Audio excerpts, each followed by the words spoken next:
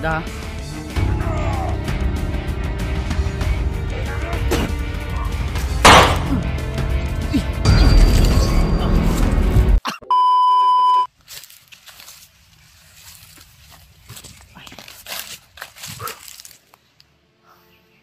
Tuloy tayo tol sa ating paglalakbay at nakapagpahinga na tayo. So tuloy pa rin tayo sa ating misyon at pinilit nating kontakin si Alpha. Ang problema ay nagre-ring yung kanyang cellphone. Ang problema ay hindi sumasagot mga tol, kaya wala tayong magagawa kundi tuloy tayo. So ipag-pray lang po natin tol na nasa mabuting kalagayan si Alpha at walang anumang masamang mangyayari sa kanya, dahil nag-alala po ako, lalo na may ininda po yung karamdaman ngayon. May lagnat po si Alpha mga tol, kaya grabe yung pag-alala ko. Hindi pwede na madakip ni Commander Bagnot o Butakal yung kaibigan natin, dahil hindi wala sa kondisyon po talaga si Alpha sa ngayon. Siguro sa sa walang ayos na tulog at pahinga, kaya yung kanyang katawan ay bumigay. Kasi minsan dito sa bundok po ay makakain kami ay lipas oras na, kumbaga hindi na sa saktong oras ba. Kaya minsan talaga pag mahina yung stamina mo o mahina yung pangangatawan mo ay talagang magbibigay talaga mga tol. Kaya pag-pray nyo lang po ako, pag-pray nyo lang po kami na sana magtagumpay po kami tol, lalo na sa iba nating kasamahan na mga hunter. So i-share nyo po ang video na ito tol, ipagbigay nyo alam po sa ating ibang kasamahan para malaman nila kung ano po yung sitwasyon namin dito sa area ngayon, lalo na ngayon sa sitwasyon ko na nag-iisa at yung iba nating kasamahan ay patuloy pa rin po sa mission nila, kung ano po yung mga mission nila. Kaya ako, yung mission ko ay all around to, kahit sino yung madaanan natin sa area, dahil paglalakbay po ito tol, at hindi po ito basta-basta na mission. At may isa ding mission po kami, may isang mission din po ako na hindi ko sinabi sa inyo, kasama yun po sa sinabi ni Lolo Ambo na mission namin. Kaya kailangan naming i-complete yung mission namin. Kaya sabi ni Lolo na dadaan pa kayo sa maraming pagsubok bago nyo mapasa ang mission nyo. Siguro isa ito sa naging pagsubok namin ngayon, sa amin ni Alpha ngayon, dahil sa sitwasyon namin. Kaya ipag-pray nyo lang po kami tol, at naway tagumpay tayo sa ating mga misyon, sa aking misyon. So samahan nyo ko tol sa araw na ito. Sana may matagpuan tayong mga kasamahan dito tol na nandito sa area upang makasama natin sa ating paglalakbay. Uy, parang may naririnig akong programa dito oh?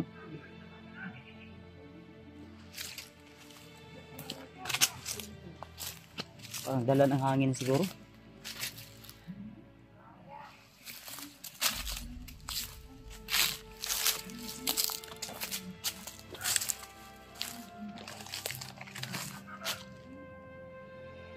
Parang dito banda tol, may mga boses na nagsisigaw.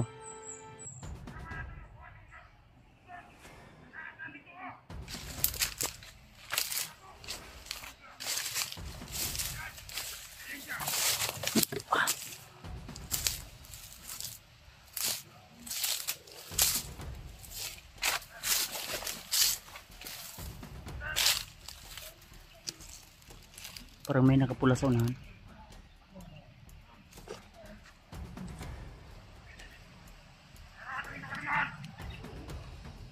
naman to.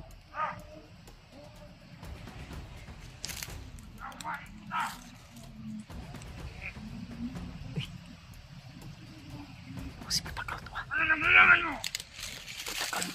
Patakal to ah.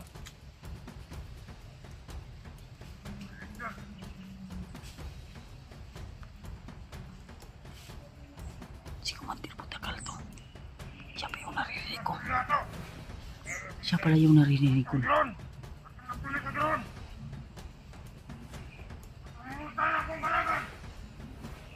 Pinahanap niya yung drone to na hawak ko. Kailangan! Anak nyo!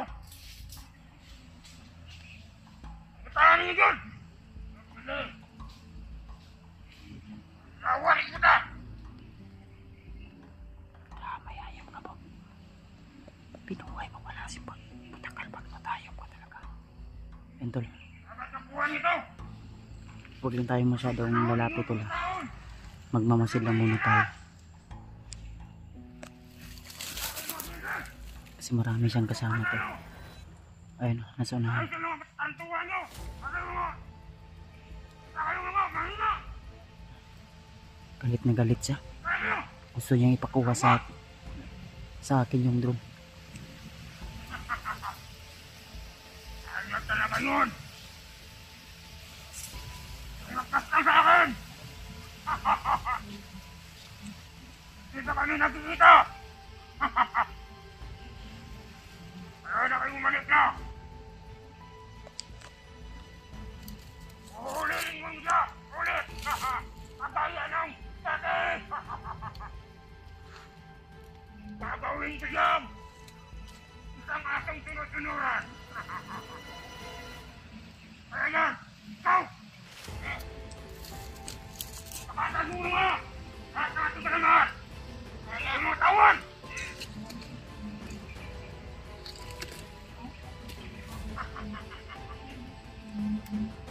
Kaya na! Iyo!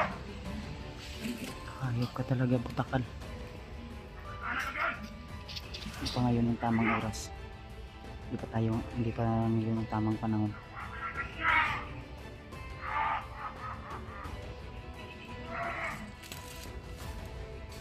Galit na tumatawa to. May pagkademonyo talaga to. May pagkapusa. Pinaslang ko na, nabuhay pa.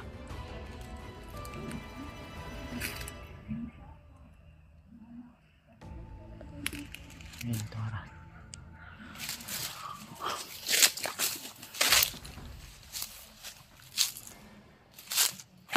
Doon sila papunta to.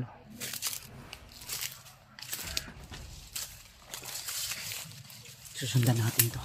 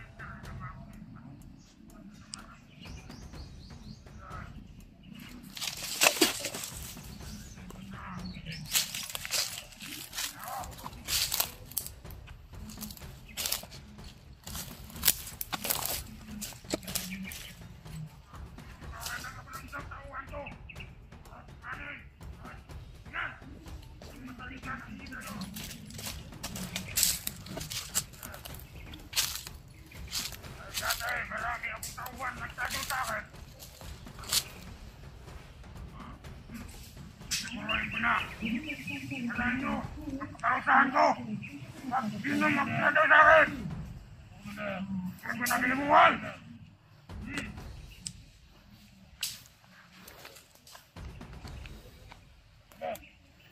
Commander! Commander Butakal! Ayop ka! Tarantado ka sa walang katutalagan! Parasan tayo!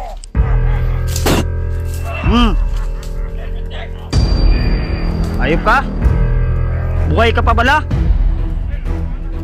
Sa mundo! May ulit sa buhay!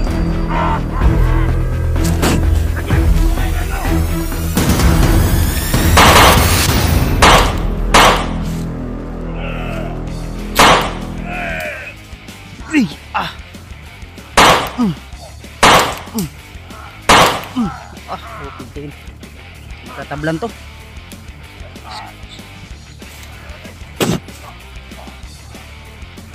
Pa talaga ha.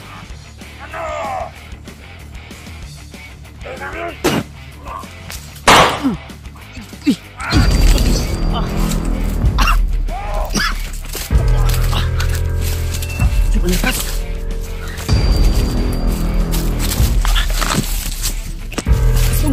Mas lalong lumakas niya.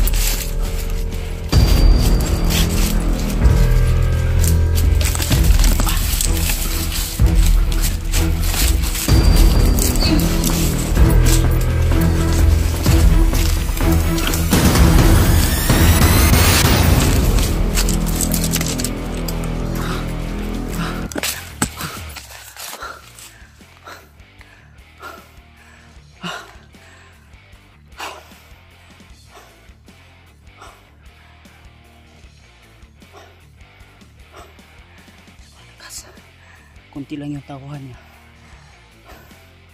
na nasa malapit sa kanya, pero yung iba hindi basta-basta matatablan.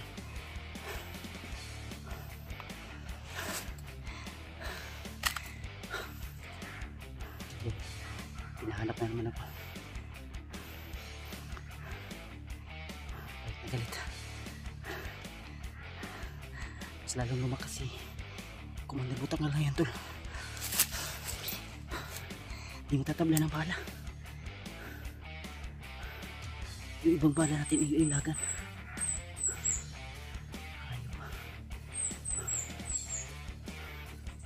Kailangan masaksak natin ito ng punyal ulit. Susunugin natin to. Yung last encounter kasi namin nung naligtas namin si G-Ward ay umalis kami kasi agad at wala kaming panahon para sunugin yung mga gamit niya at katawan, kaya nahirapan kami tol sa time na yun kasi marami ding mga alagad sa time na yun. Ito natin dito sa matakal yung sunahan, may kalayuan tol. Ayun, galit na galit. May mga tauhan siya. Ito siguro yung nakita nila Pau at Kidlat.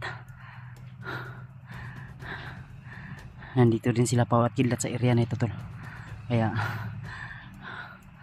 pagsabihan nyo sila mga mag-ingat po sila, baka isa sa kanila ay mabihag. Lalong lalo na ngayon si Kidlat ay may ininda din yung karamdaman, mahina pa katawan, pero talagang parang may paakyat na ano, puno ng karga.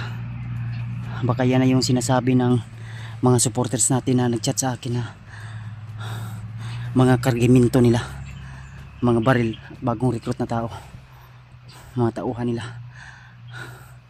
Yun na siguro yun ba, dito dumaan, bigla nawala. Kaya doble ingat tayo.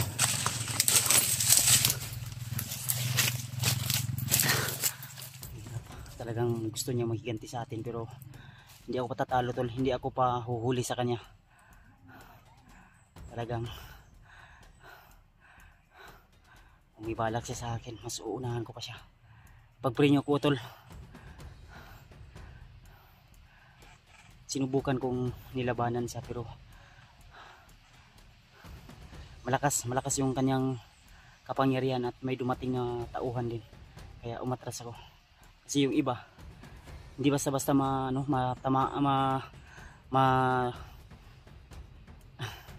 matumba. Siguro may mga lana o mga habak o agimat din po yun kasama niya, kasi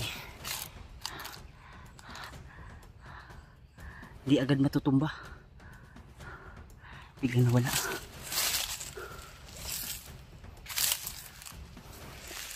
Nagpensa baka may umikot.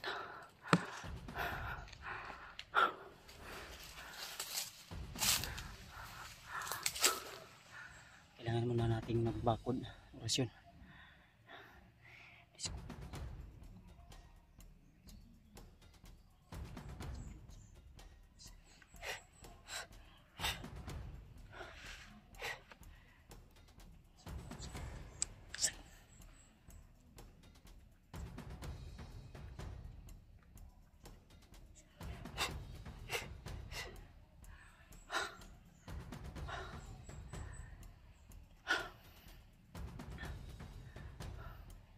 Biglang nawala tula, biglang tumahimik.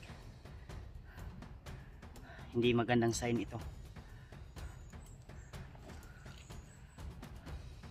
Mas maigi pa siguro umatras muna tayo tol, maghanap tayo na pwede nating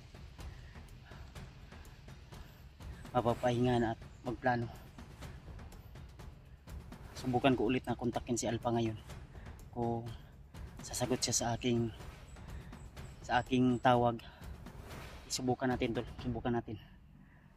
Hindi kaya si Pau o si Kidlat o yung ibang kasamahan natin para ipaalam sa kanila na encounter natin si Commander Butakal ngayon.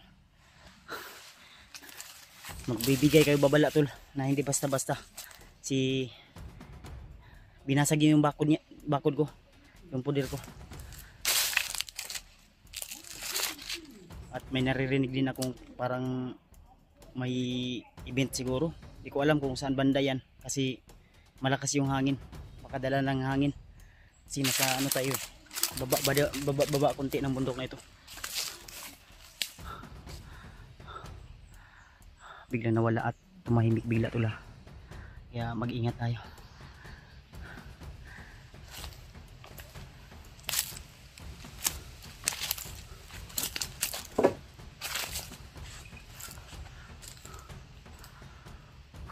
Iba yung pakiramdam ko dito, lumakas yung hangin.